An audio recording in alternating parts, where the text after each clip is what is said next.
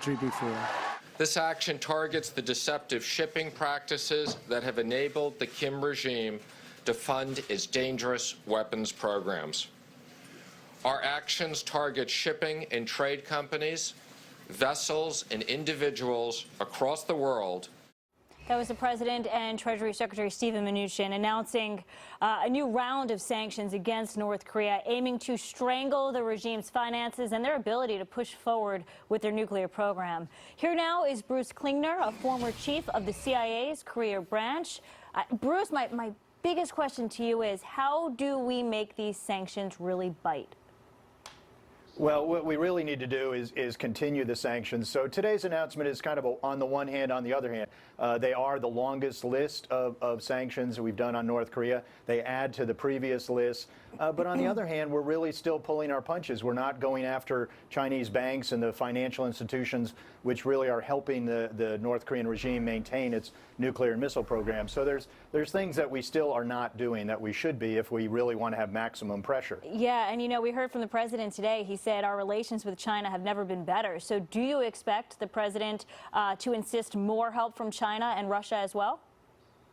Well, there are things we can do that we need Chinese assistance, such as getting a better UN resolution, presumably after the next North Korean provocation. But there are things that we can do using our own laws that we don't need Beijing's or Moscow's permission, and we haven't been doing those. It's to protect the U.S. financial system.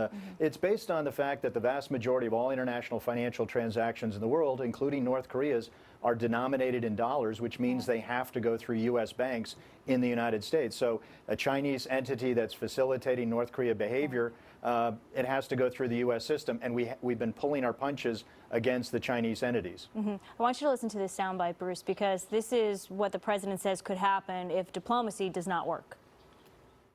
If the sanctions don't work, we'll have to go phase two. And phase two may be a very rough thing, may be very, very unfortunate for the world.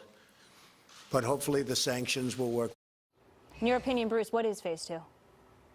Well, it sounds like he's referring to preventive attack, which is what senior officials in the administration have been hinting at or talking about for the last several months. Now, you know, before we go down any kind of military path, we certainly want to allow sanctions time to work, and we don't want to pull our punches. We want to go after the Chinese entities that are facilitating the behavior. Also, the president had very commendable remarks about the going after North Korean human rights violations, and yet we still haven't seen any additional North Korean entities being sanctioned for human rights violations. So his State of the Union address, as well as his speech before the South Korean legislature, had very good language pointing out the really heinous conditions that North Korea imposes on its people. So we should follow up that rhetoric with action against the North Korean human rights violators. And you would hope that as the Olympics wrap up this weekend, that maybe somebody from our team would have spoken from somebody from their team, but apparently that didn't happen.